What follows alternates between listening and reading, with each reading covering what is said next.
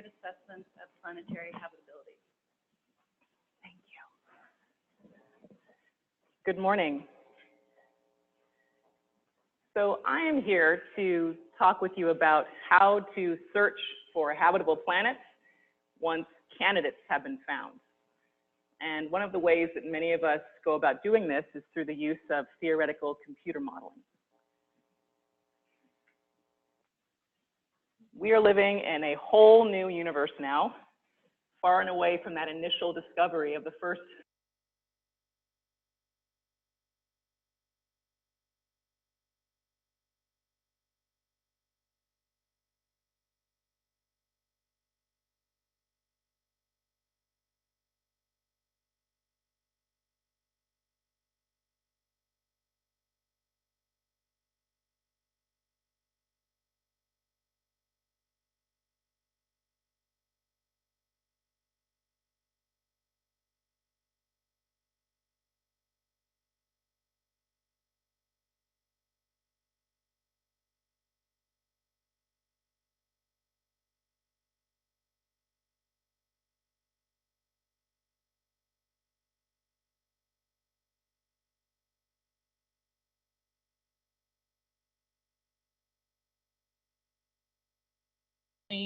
couple of planets orbiting T-Garden star. Both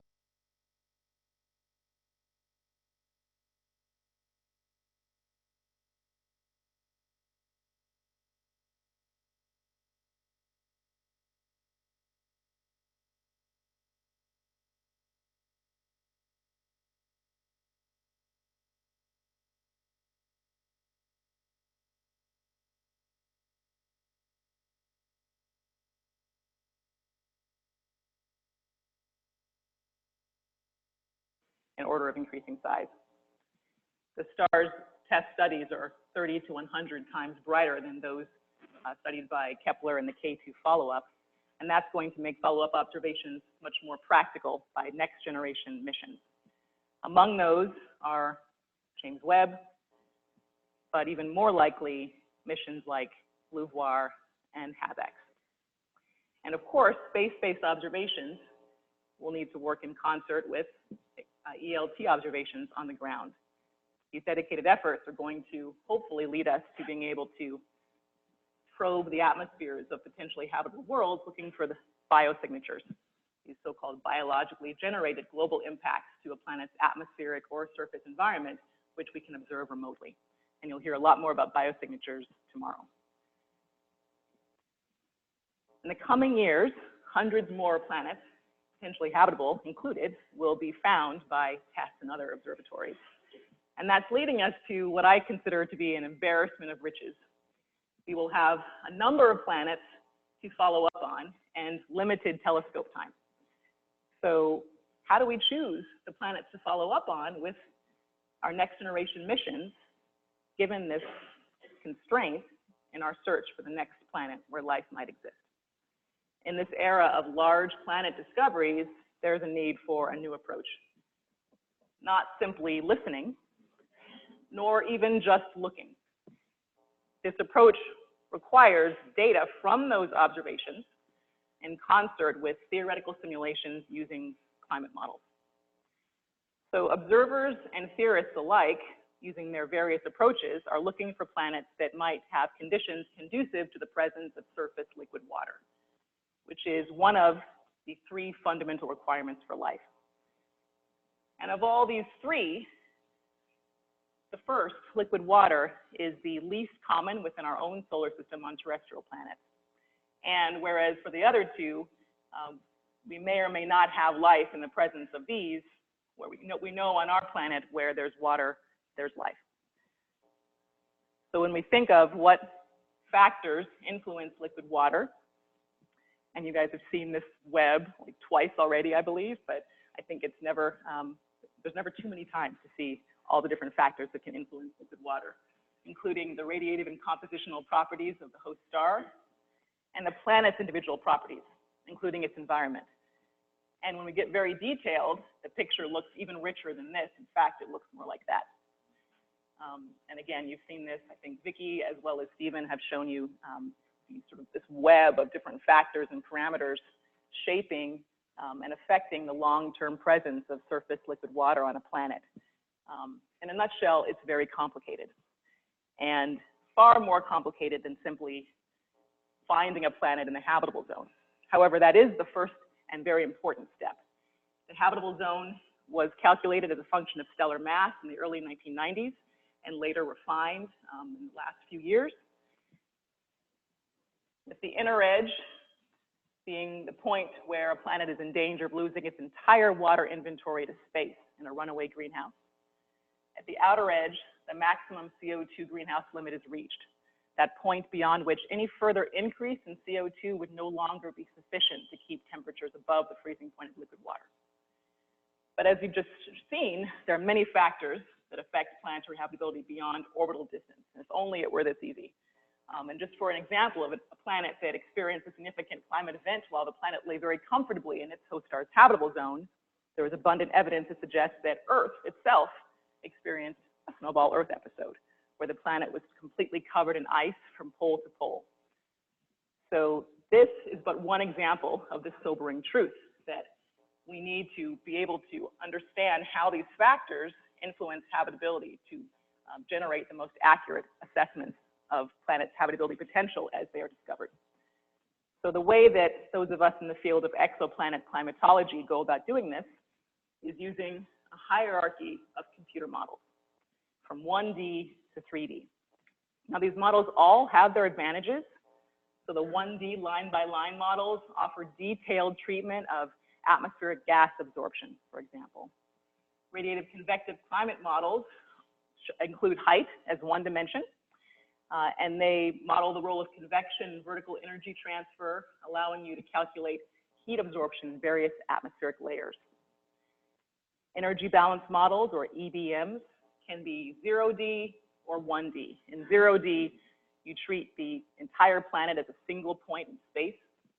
1D, usually that's 1D in latitude, and so those models offer you latitudinal resolution, and the equations have this extra term governing the meridional transport of heat across latitudes. And EBMs are great because they offer you the opportunity to explore a wide parameter space with very little computational expense. 3D general circulation models, or global climate models, GCMs for short, offer the most sophisticated treatment of atmospheric circulation and atmosphere-ocean interactions. And GCMs solve a series of nonlinear differential equations describing atmospheric circulation through global fluid motions and transport. And these GCMs they have quite a lineage, and so they are currently being used to both explore and identify future weather patterns on the Earth, and of course, I'll talk about how they're being used to explore the climates of exoplanets. So GCMs were first employed to predict climate and weather patterns on the Earth, and they're now being used to predict anthropogenic carbon dioxide emission-induced climate change into the 2100s. In seminal works in the 1960s, Budico and Sellers presented the first early energy balance model. They modeled the annual temperature distribution on Earth based on the principle that the energy absorbed by a planet must equal the energy emitted by that planet. And any imbalance in that equation results in a change in surface temperature. And they found that the latitudinally average surface temperature distribution was affected by climate feedback, such as ice albedo feedback, this positive feedback that's caused by the contrast between the reflectivity of ice and ocean. Much later, climate models from 1D to 3D began to be used to apply this knowledge of ice albedo feedback to explore possible problems in Earth's early history, including how we might have gotten out of these so-called snowball Earth episodes given constraints on atmospheric CO2 levels at the time. So one possible mechanism or scenario is that we weren't actually in a snowball state, but rather a mudball state with ice cover made darker and more observing by the presence of continental dust. Additional work has explored the problem of how photosynthetic life might have survived these snowball Earth episodes. And one of those mechanisms is if we had a narrow swath of open water in the tropics, this so-called Jormungand state or water belt state. This might have allowed photosynthetic life to persevere. And of course, it was natural to have climate models begin to be applied to other planets within our solar system. In particular, to address the puzzle of how Mars could have been warm enough to have surface liquid water early in its history, as abundant physical evidence suggests, given the fainter sun at the time. So early theories proposed backscattering of CO2 ice grains. That effect was later found to be overestimated. And the most prevailing theory now, put forth by Robin, is CO2H2 and CO2CH4 collision-induced absorption. And this might have allowed warm enough conditions for surface liquid water on Mars. And eventually, climate models began to be created with the express purpose of exploring non-Earth-like planets, like Venus, taking into account the specific topography and the diurnal cycle, and used to understand its wind patterns and its atmospheric superrotation. But of course, our planet orbits one single middle-aged star in a galaxy of hundreds of billions of stars, in a universe of hundreds of billions of galaxies. So it was only a matter of time before we began to apply these models, originally designed for the Earth, to planets orbiting other stars. So this approach has enabled us to identify planets orbiting certain spectral classes of stars and the influence between the unique stellar environment on planetary climate. So particularly M-dwarf planets have gotten a lot of attention, and I'm going to cover some of the work that's been done looking at the habitability of these planets as a function of the particular stellar environment. I won't be able to go over everything, so I will refer you to our review paper that I wrote with Sarah Ballard and John Johnson a couple of years ago. That's comprehensive in terms of both theory and observation.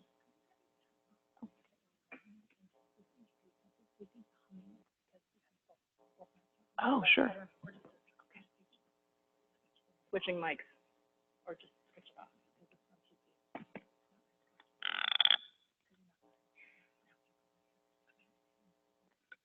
Oh, but now I have to crouch. Okay.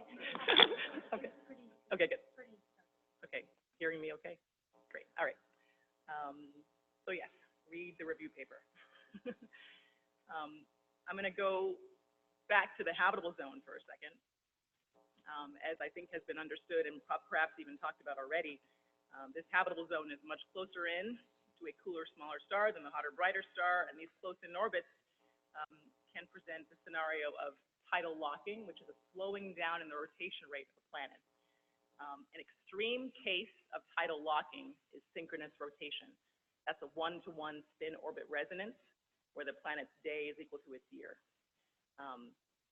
So synchronous rotation is tidal locking. Tidal locking does not necessarily mean synchronous rotation. This is an important distinction that's often confused. So synchronous rotation has long brought up concerns about habitable zone M-dwarf planets getting so cold on that night side, that side that's never facing the star, that the atmosphere could totally condense out onto the surface. However, because of climate modeling, we now understand that if a planet has a thick enough atmosphere, it could distribute enough heat from the day side to the night side to avoid the atmosphere freezing out. We also have identified a possible climatic benefit to synchronous planets orbiting near the inner edge of their host star's habitable zones. If these planets have oceans, they would be expected to build up a significant cloud layer on the day side of the planet. Clouds are very bright, and those clouds could reflect a lot of that incident stellar radiation back out to space, cooling the planet down, allowing it to exist closer in to its star than it would otherwise without undergoing a runaway greenhouse state. An area that's been important to consider is how the distribution of spectral energy for different stars can influence planetary climate, both in the planet's atmosphere and at the surface. So those of you, you're all astronomers in the room, so you're very familiar with the fact that we have stars of different temperatures and they're Wien's law tells us that the hotter and brighter the star, the shorter the wavelength at which the star emits its peak flux. And conversely, stars that are much cooler have a peak flux at a much longer wavelength, okay? So this has important implications for wavelength-dependent feedbacks, wavelength-dependent atmospheric molecules. And one of those climatic feedbacks that has a wavelength dependence is ice albedo feedback. Now, we typically think of ice as being very bright on our planet. It has a high albedo or reflectivity, and the higher that ice, the more brighter that ice is, the more light it reflects back to space. The colder the planet gets, temperatures get very cold, more ice forms, reflects more light back to space, etc. It's a positive feedback. But ice albedo has a spectral dependence. So the ice albedo feedback mechanism is going to be sensitive to the wavelength of light coming from the host star. In fact, ice absorbs longer, redder wavelength light and reflects shorter, bluer light. And if we look at this more quantitatively, looking at albedo as a function of wavelength for ice of different grain sizes, we have the finest grained ice, which is snow, the top, coarse-grained blue marine ice. Both of those end members are shown in this photo. And then if you model intermediate spectra between those two end members, they might look like this. And we include a typical land spectrum and an ocean spectrum there.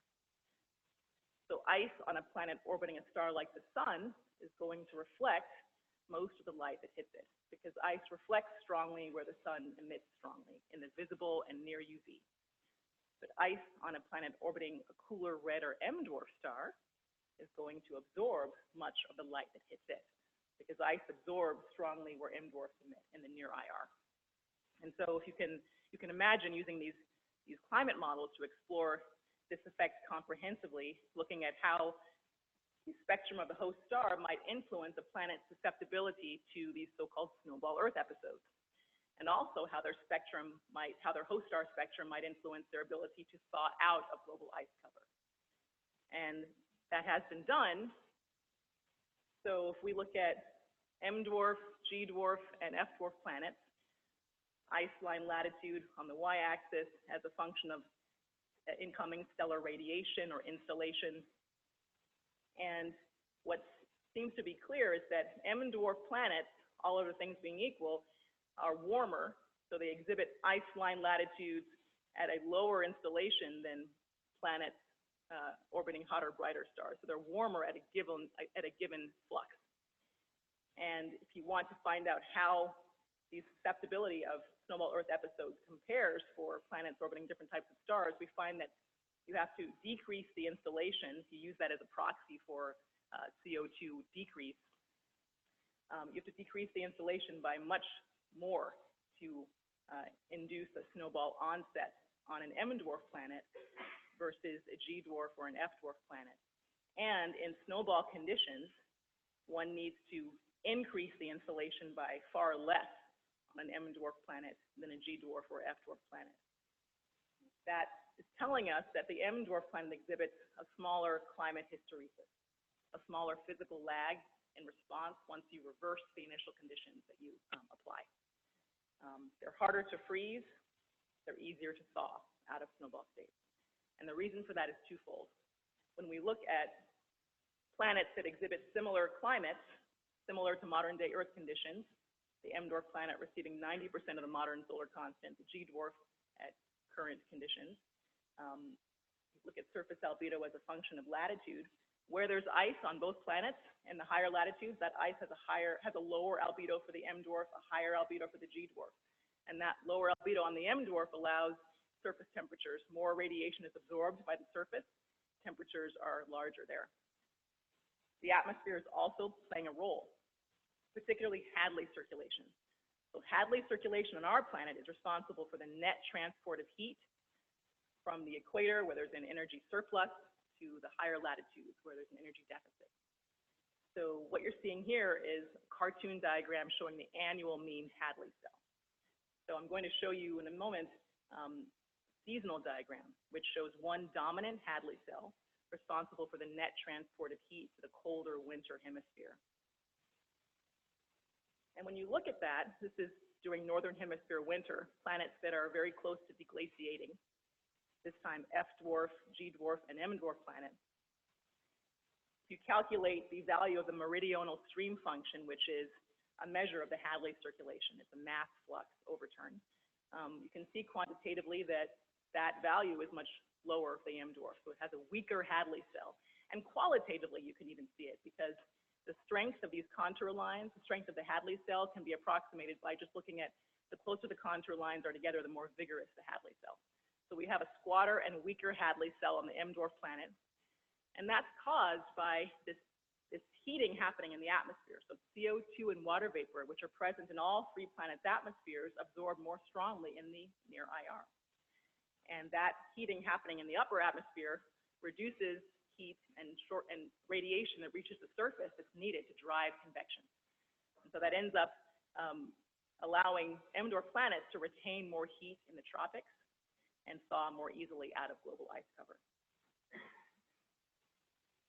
We also found that once M dwarf planets do thaw out of global ice cover, they do so with a shorter jump in ice line latitude, whereas the hotter and brighter the star, the higher the jump in ice line.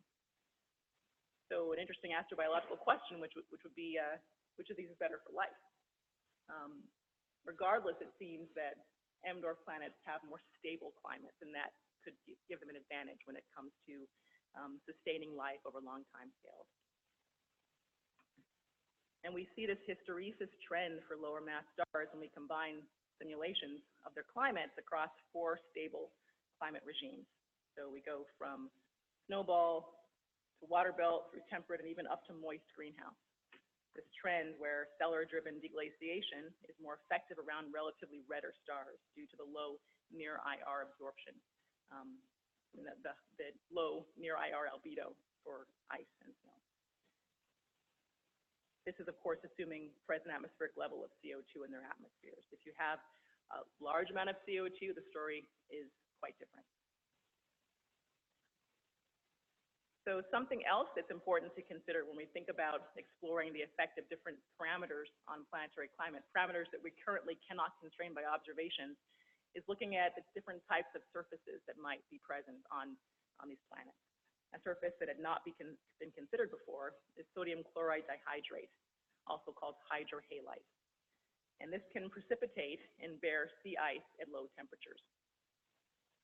So I'm showing you here a brine pocket and lab-grown ice viewed under a microscope in transmitted light. These pictures are taken 15 minutes apart at minus 28.7 C. And so in the left-hand image, you see the brine pocket is filled with liquid. But in the right-hand image, the sodium chloride has crystallized as HydroHalite. And that fills the pocket with small crystals that block the light. So if we look at an albedo spectrum of HydroHalite, again, albedo is a function of wavelength, and we have similar spectra to what I've shown you before, but now the HydroHalite's been added. We see that HydroHalite is quite reflective in the near IR. And that has important implications for the potential climates for M dwarf planets compared to salt-free water ice that might form on those planets. When simulations using GCMs were run, looking at the effect of HydroHalite, including a parameterization for its formation in GCMs versus not including that. So the change in surface temperature, the parameterization being existing in the model versus not existing as a function of latitude. We see that for planets orbiting M dwarfs at about 65% of the modern solar constant and less, and even G dwarf planets, because they are colder at a given installation already, because they have a higher sensitivity to water ice albedo feedback, we see that the change in surface temperature grows as you dial down the star. And is actually, this parameterization matters even for planets that are in the habitable zone. This is assuming 24-hour rotation periods for these planets, but if synchronous rotation periods are applied to the M dwarf planets, they're even more susceptible to the formation of HydroHalite. And that's due to cooler minimum temperatures on the day side of the planet compared to similar planets with Earth-like rotation periods. So thinking about, again, other surface types that might form on exoplanets, surface types that we can't yet identify with observations, but of course may certainly be out there. Land. How might a planet's climate change with its land fraction? My postdoc has explored this effect, the effect of land fraction on climate and habitability for planets orbiting stars with different spectral types. And so looking at change in mean surface temperature as a function of land fraction, bond albedo as well as a function of land fraction. And the punchline from those results is that planets with higher land fractions tend to be cooler when you incorporate the albedo of land into your simulation, and the wavelength dependence between the host star spectrum and the surface albedo spectrum. And it's interesting because you get to a point where for M dwarf planets, land begins to be more reflective than ice, because ice has that lower albedo in the near IR where the M dwarfs emit. There's this kind of reversal of the ice albedo feedback mechanism for high land fractions. I want to also highlight some work from a grad student of mine, Igor Polubsky, who's here at the conference. So do find him if you haven't already, and ask him questions. Good practice. He's been exploring the effect of eccentricity on habitability. And so we often think, again, of this sort of habitable zone as you only look for planets that might be habitable that are in that particular orbital distance range. But say a planet is highly eccentric and it might weave in and out of the habitable zone. The actual effect on diffraction of a planet's year over which it might exhibit habitable conditions on the surface has not been quantified until now. So Igor has some exciting results, and the punchline from those results are that for a given eccentricity and installation parameter space, we look at M dwarf and G dwarf planets, for example. M dwarf planets exhibit a wider region of their year over which they are temporarily thawed. So they have a higher thaw fraction because of that, again, that lower albedo of ice in the near IR. One can also apply GCMs to the study of actual observed planets to get accurate assessments of their habitability potential. This has been done for several years and has been able to identify these kind of exotic scenarios for habitability, like so-called eyeball Earth scenarios, where you might have open ocean just at the substellar point and being frozen across the rest of the planet. How cool would that be to have a planet that looked like that? We've also been able to identify potentially some habitable scenarios for Proxima Centauri B using GCMs as a function of atmospheric composition and orbital period, spin orbit resonance.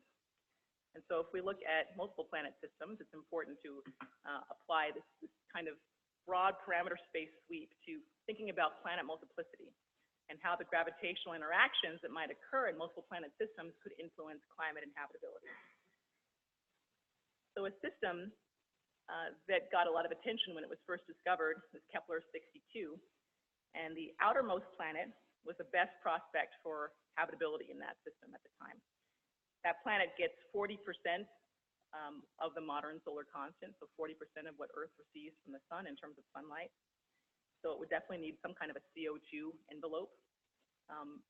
But one can imagine applying what we've learned in terms of the different aspects of rotation period, surface type, and atmospheric composition to create a suite of habitability scenarios for this planet as influenced by the other planets in the system. And so one of the ways you can do that is use n-body model simulations.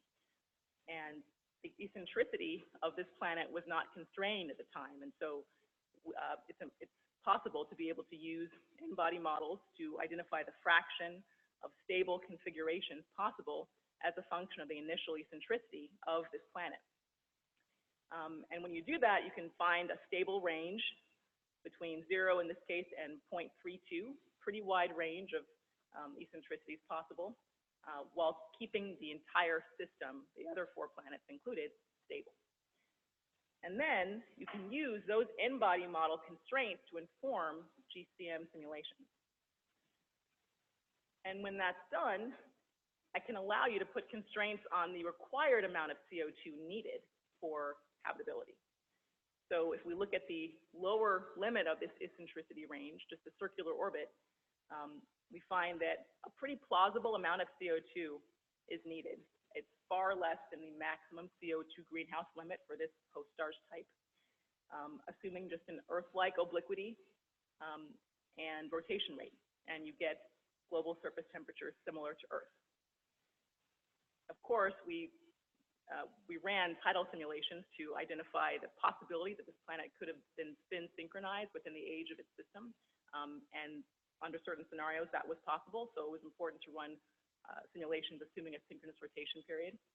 And when that's done, one can constrain, again, the amount of CO2 required to both efficiently distribute enough heat from the day side to the night side to avoid this atmosphere freeze-out scenario, and to generate a large enough swath of open water at the substellar point to remain stable.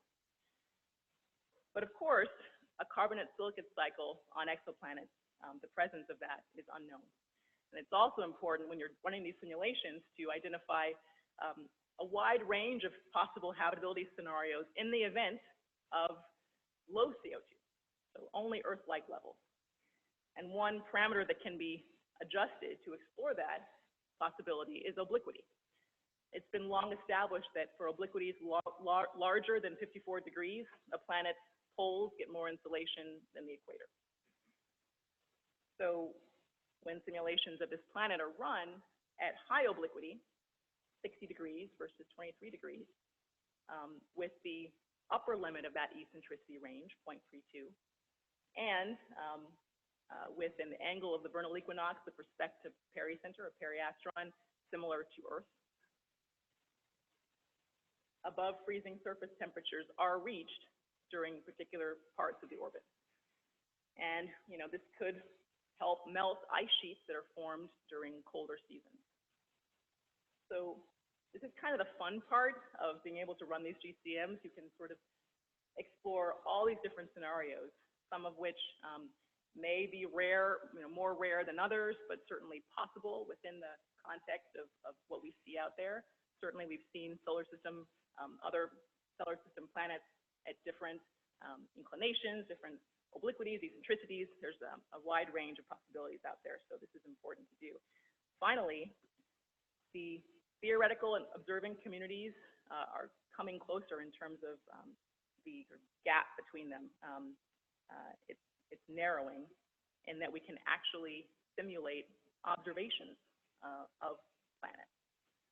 So we're using climate models now to simulate sweeps of phase curves, which are these diagrams displaying the brightness of a planet as a function of its phase angle, and other observables too. But this was done most recently for the planet TRAPPIST-1e, showing the various regimes and how you might be able to distinguish them based on the phase curves.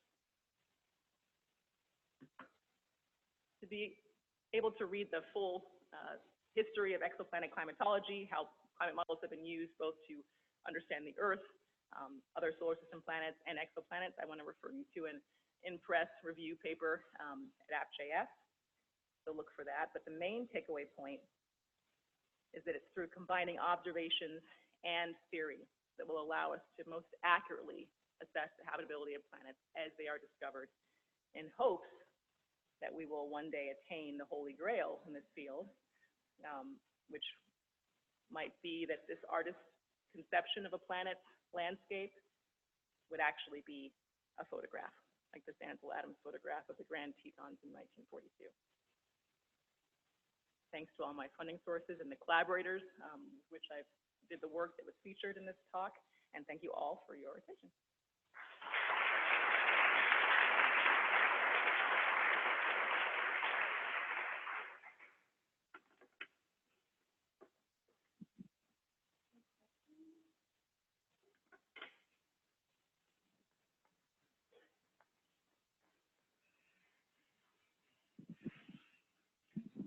Very good talk, very cool stuff. Towards the beginning, you talked about how M dwarfs would more easily be able to escape a snowball Earth condition. Was there any work on the other side of that, how easily they might be able to get into the snowball Earth situation? Yes.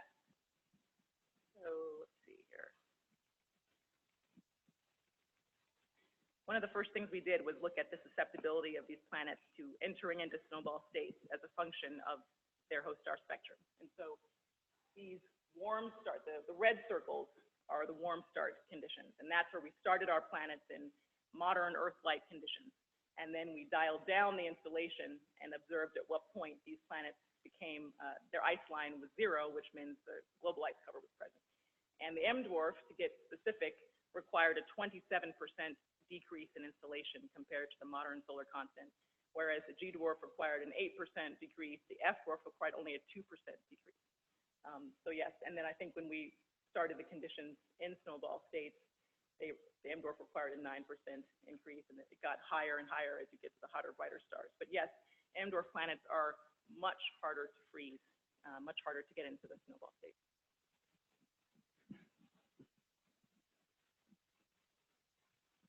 Hi. One of your first slides, you had like the life requirements, and the first thing you wrote was a liquid. On Earth, obviously that's water. I was just curious if like there are theories of like other liquids that could sustain life, or is there a reason that you wrote a liquid instead of like water as one of the 2 requirements? Yes, because it's important to, you know where it is. I put a liquid and then water in parentheses because every single metabolism on this planet requires water. Every single type of life requires water for chemical bonding and as a solvent for chemical reactions. So it's important to, although our N is 1, we do have to look for what we know, which is the presence of liquid water as a requirement for life. However, one might imagine other solvents possible. And there are those of us in astrobiology who are looking for alternate metabolic pathways, alternate solvents possible. And I think it's sort of kind of the time that people get to dream, but you also have to look for how that could actually occur. And so people in the labs, I think, are working on that.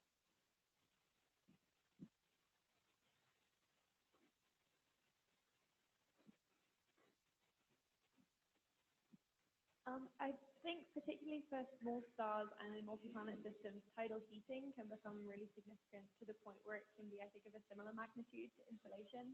So I was wondering if you could speculate a little bit maybe on what the impact of having significant tidal heating, so heating from the bottom of the atmosphere, in addition to heating at the top of the atmosphere through like IR absorption, how that might affect circulation. You know, I would only be speculating. There's been some great papers. I want to refer you to papers by Rory Barnes and others looking at the tidal habitable zone. So this idea that the habitable zone, certainly because it's only that first step, there are many different factors that affect habitability. Tidal effects certainly need to be included, and that these effects would certainly scale with mass and you know, and it's important to be able to quantify that. And I think that he and others are working to do that.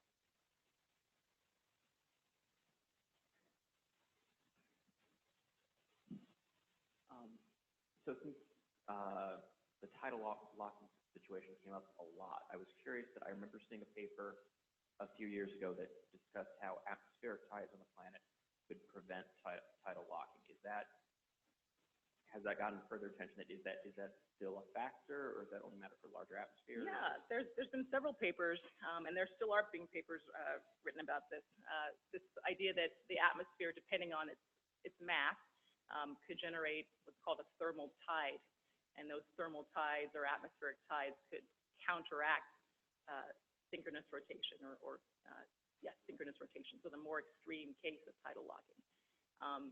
It's exciting because it means we often assume that if an M dwarf planet is in its star's habitable zone, then it's got to be synchronously rotating. But this work has proposed that may not necessarily be the case. And so it's important to continue to kind of evaluate that. And I think that it does depend on the strength, the mass of the atmosphere, its constituents, et cetera, the amount of heating that's happening in thermal tides.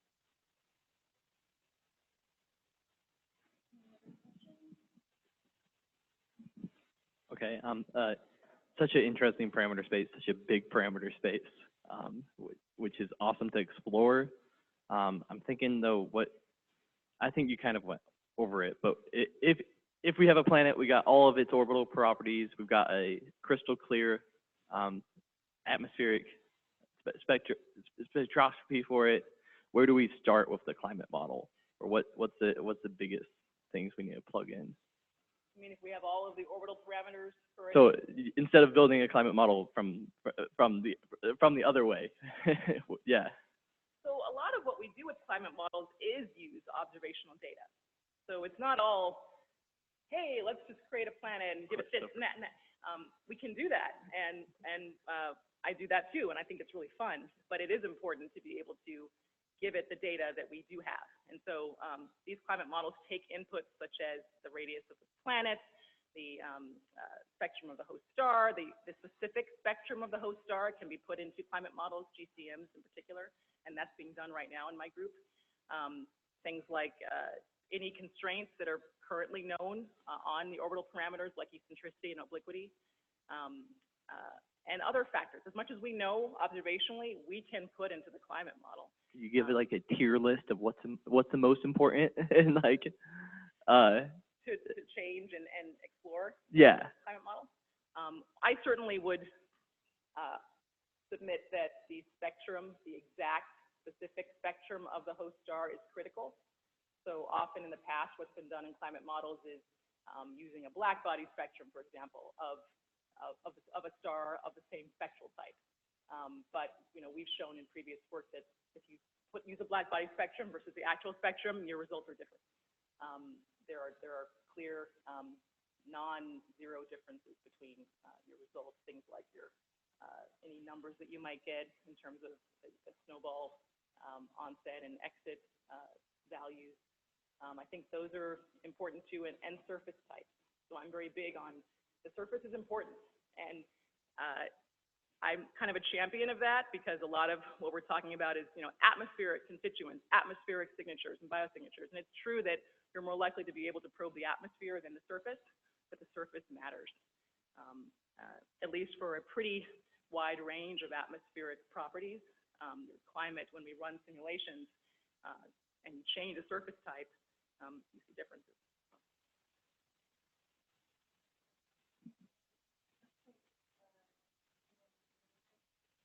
So from our experience with Venus and Titan,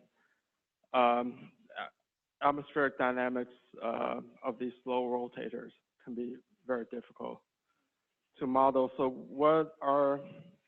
if there's any breakthroughs that you're looking forward in solar system, GCM, atmospheric dynamics research that will help you in your climate modeling of exoplanets? Clouds. It's like the equivalent of magnetic fields. People will use that as an explanation. Clouds is probably the largest uncertainty, has the largest uncertainty in climate models. Cloud microphysics is quite detailed, and the assumptions that have been made in certain GCMs are very justified, but there's still quite a lot to be done to be able to understand the role of clouds and particle sizes, and that certainly would have reference for planets like Venus, for example.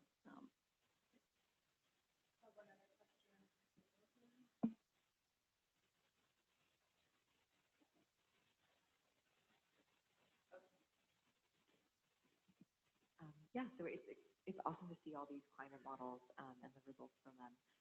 And I had a question in terms of, do you think right now it's that in the field there is a problem with people using these climate models as like a black box kind of, and not completely understanding how they work? And if so, how can we kind of like combat that? So that's been brought up before in other talks I've given, and I mean, I think what's critical when you're using a climate model is to be able to validate your results. And once you validate your results against something that's known, for instance, in early work, it was important to validate our results against Earth's current climate conditions. So we're able to validate using the EBM with the 1D model, the Earth's current ice line latitude within a very small percentage of error.